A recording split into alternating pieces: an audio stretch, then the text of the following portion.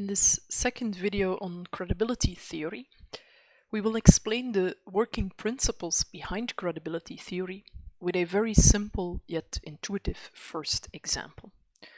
We consider the good driver, bad driver model for an insurance portfolio. We distinguish two types of drivers. 60% of the policyholders are good drivers. Their number of claims reported during a period of 1 year can be modeled with a Poisson distribution with mean lambda j, where lambda j equals 5%. Next to these drivers, 40% of the drivers in the portfolio are actually bad drivers, with a Poisson distribution for their number of claims per year, which has a higher mean, namely lambda b equals 15%. A priori, the actuary cannot distinguish between a good driver and a bad driver. That is, the feature being good or bad is not observable and cannot be expressed or captured via any of the features that insurance companies typically register in the underwriting process. Let z be a random variable that takes the label good with probability 60% and bad with probability 40%. The expected overall claim frequency, En, the expected value of n, can then be calculated using the Tower rule, or the law of total expectation. The first expected value in this expression, the one here, is with respect to the distribution of the variable z. Since z is either good or bad, and for a given label, good or bad, the expected value of n is either lambda j or lambda b, the expected value of the total portfolio can be calculated and turns out to be equal to 9%. Now, a next question pops up. Given that you observed k claims during the first year of the contract, then what is the probability of being a good driver?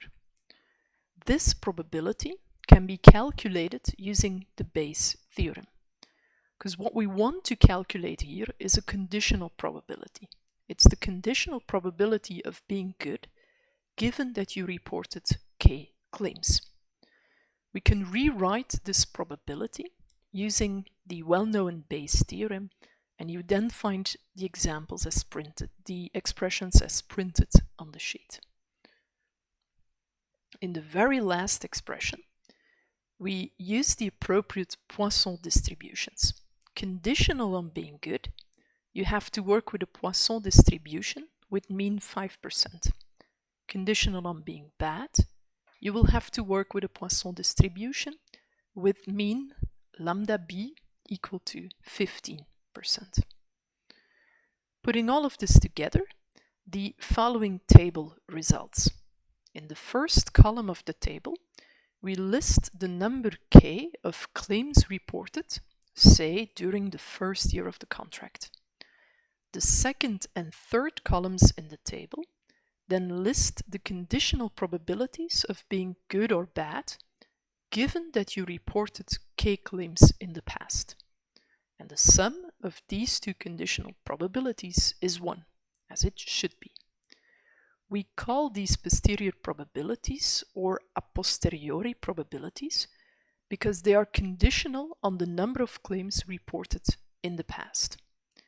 We immediately and intuitively see that, for example, with a higher number of reported claims in the past, the posterior probability of being a bad driver increases to, for example, here 99%. Indeed, such a high claim experience in 1 year of history, claim history, reveals the characteristic of the driver that was hidden a priori, namely that he is, in this simplified model, a bad driver. At the end of the first year, that is at t equals 1, the actuary knows the number k of claims reported during the first year. That is the year that elapses between t equals 0 and t equals 1. And using this information, he will adjust the expected claim frequency and hence the tariff. With K claims being reported, the expected number of claims for the next year is given as follows. So you look here at a conditional expectation, the conditional expectation of the random variable n, given that K claims were reported in the past year. And to calculate this, we are going to use the tower rule once again. Knowing the label z, we know what the expected value of n would be. But z now takes label good with conditional probability, the probability of being good given that you reported K claims, and z takes the label bad with conditional probability, the probability of being a bad driver given that you reported K claims. As such, the claim record of the policyholder modifies the weights which are assigned to lambda j and lambda b. Now, in the last step, we can use these posterior probabilities to get an updated risk assessment for the next insured period. Here too, we recalculate the expected claim frequency by taking the number of claims reported into account. Thus, we calculate the expected claim frequency conditional on the reported claim history. Recall that the initial expected claim frequency was 9%. Good behavior will now be rewarded with a decrease in the expected claim frequency, while bad driving behavior leads to an increase in the conditional expected value. These are the discounts or the rewards versus the penalties that we mentioned earlier on in our introductory video. Understanding this very first toy example shows us the intuitive idea behind experience rating or a posteriori rating.